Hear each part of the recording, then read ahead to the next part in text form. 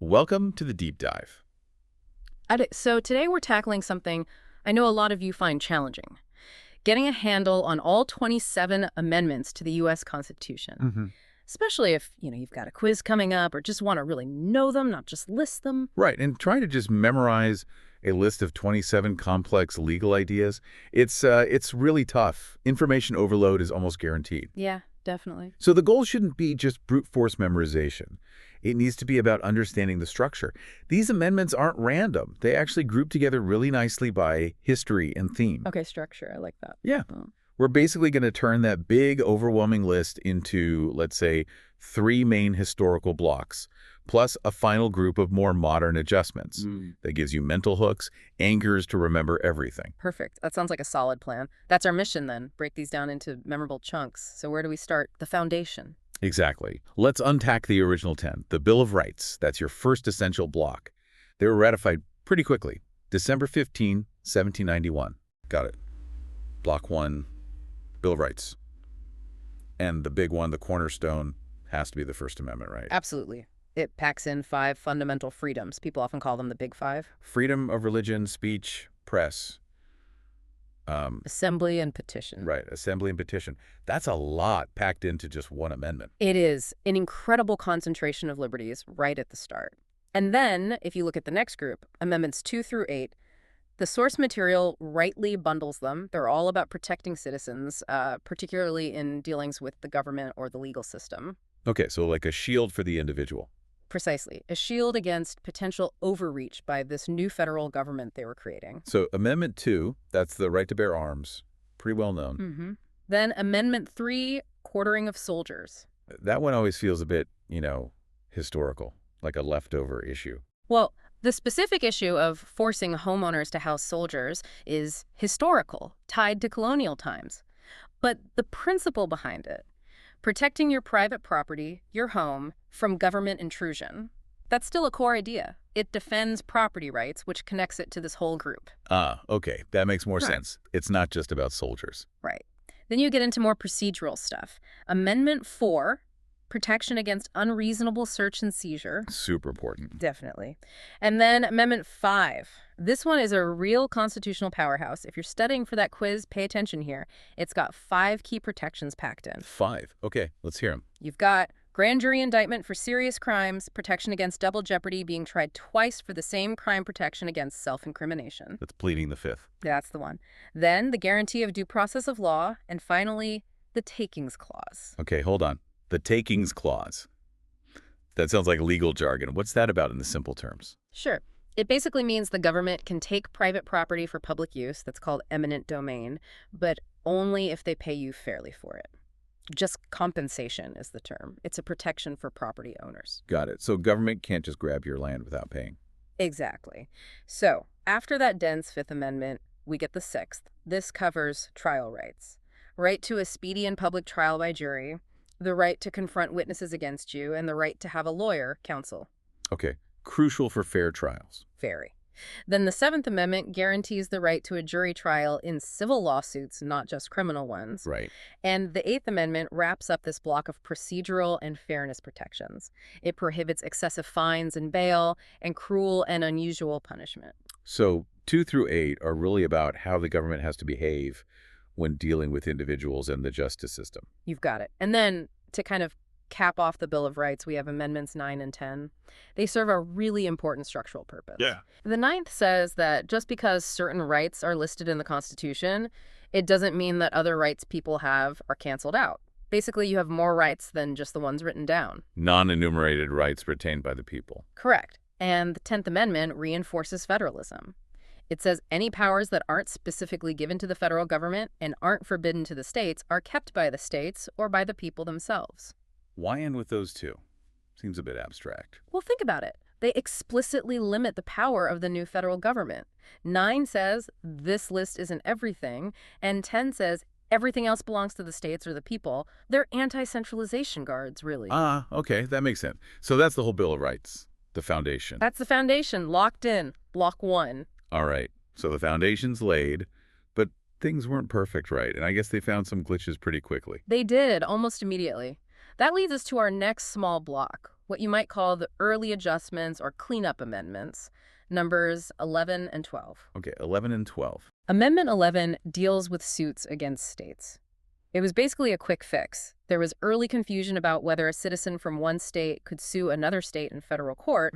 The Supreme Court said yes, and people reacted strongly, so the 11th Amendment was passed pretty quickly to limit that, kind of a procedural patch. Okay, a technical fix. Yeah.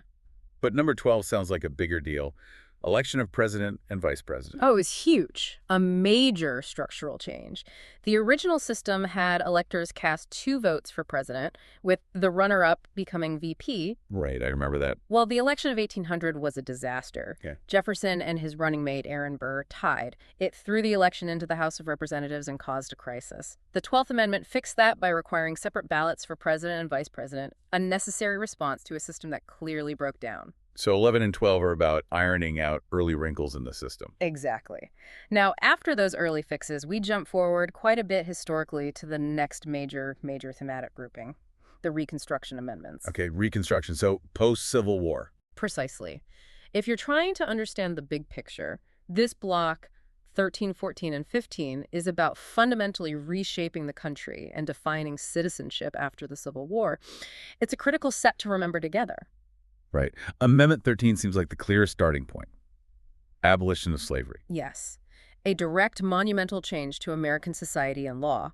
No more slavery or involuntary servitude except as punishment for crime. Then the 14th. This one comes up all the time, doesn't it? It's arguably the most impactful amendment today, certainly the most cited in modern court cases. It does several things, but the big ones are defining citizenship, anyone born and naturalized here, requiring states to provide equal protection of the laws. Equal protection, that's the key phrase, right? Absolutely. And also guaranteeing due process of law applies to state actions, not just federal. That equal protection clause, it became the legal basis used much later to fight segregation and advance many civil rights. Understanding its power is way more important than just knowing the number 14. So 13 and slavery, 14 define citizenship and equality under state law. And the 15th Amendment completes this Reconstruction trio by focusing on voting rights. It states that the right to vote cannot be denied based on race, color, or previous condition of servitude. Okay, so 13, 14, 15. Abolish slavery, establish citizenship and equal protection, secure voting rights, regardless of race. Grouping them with Reconstruction makes them stick. That's the key. See them as a package deal addressing the immediate aftermath of the Civil War. Once we get past 15, we're really moving into the issues of the 20th century and beyond. The rest are best grouped by the kind of issue they address. Okay, so thematic groups for the rest. Where do we start? Let's look at 2 that modernized how the government works, specifically around money and elections. Amendments 16 and 17. All right, 16 and 17. The 16th Amendment is huge. It allows Congress to levy an income tax. Before this, the federal government's funding was much more limited.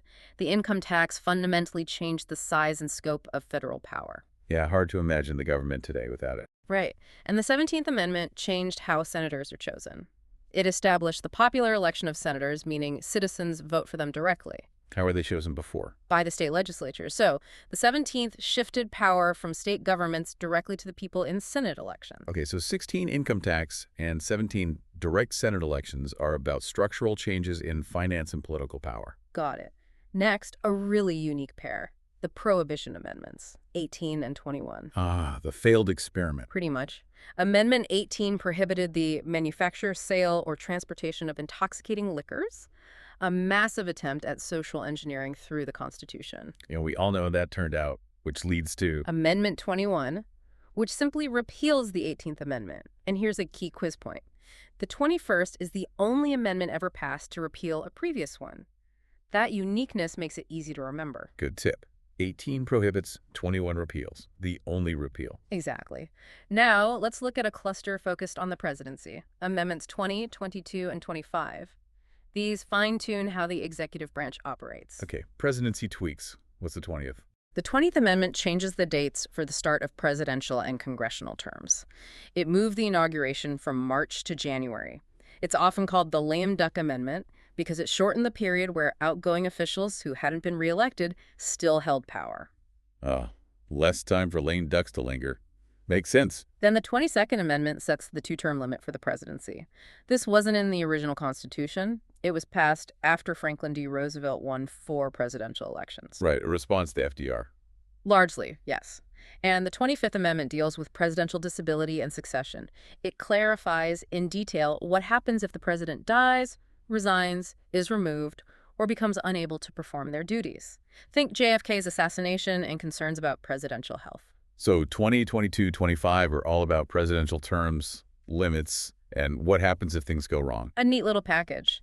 And our final major thematic group charts the expansion of voting rights over the 20th century. Amendments 19, 23, 24, and 26 fit together nicely here. Okay, more voting rights. Let's see, 19th Amendment, that's huge. Monumental. Women's right to vote.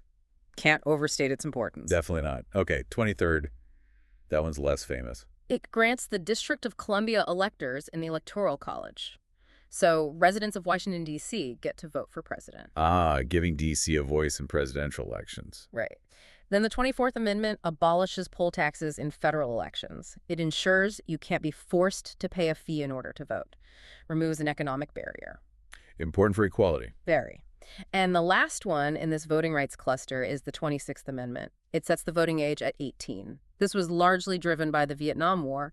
The argument being, if you're old enough to be drafted and fight, you're old enough to vote. Right. Old enough to fight, old enough to vote. So 19, 23, 24, 26 are all steps toward broadening who gets to participate in democracy. Exactly, a clear historical trend. And that leaves just one amendment left on the list, the final detail. Number 27, what's that one about? It deals with congressional compensation. Basically, it says that any law increasing or decreasing the pay for members of Congress can't take effect until the next election for the House of Representatives has happened. So they can't give themselves an immediate raise. That's the idea. Prevents self-dealing right before an election. Okay.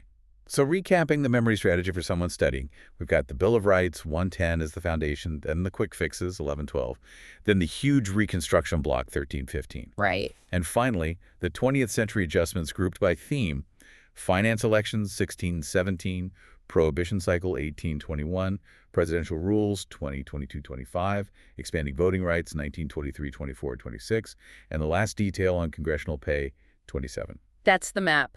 Thinking about them in these blocks and themes makes that list of 27 much less intimidating and much more logical. It's the story of how the country defined rights, fixed problems, rebuilt itself after war, and adapted to modern times. It really shows the Constitution isn't static, is it? It's a living document, constantly being refined. Absolutely. The amendments are the story of America changing its own fundamental rules. Which brings up a really interesting final thought. You mentioned some amendments, like the Reconstruction ones, happened relatively quickly after major events. Yes, within a few years of the Civil War ending. But that last one, the 27th Amendment about congressional pay, didn't that take, like, forever to get ratified? You are absolutely right. Here's the mind-blowing part. It was actually proposed way back in 1789, along with the original Bill of Rights. Seriously. With the first 10. Yes, but it didn't get enough state ratifications back then. It just sort of lingered until a movement revived it in the late 20th century, and it was finally ratified in 1992, over 200 years later. Wow, 200 years. So the question to ponder as you master this list is, what does the incredible journey of the 27th Amendment compare to the others? Tell us about how constitutional change actually happens. Sometimes it's swift and driven by crisis. Other times it's incredibly slow, almost accidental. It reveals the complex, sometimes unpredictable nature of amending the foundation of U.S. law. That is definitely something to think about. A 200-year gap. Fascinating.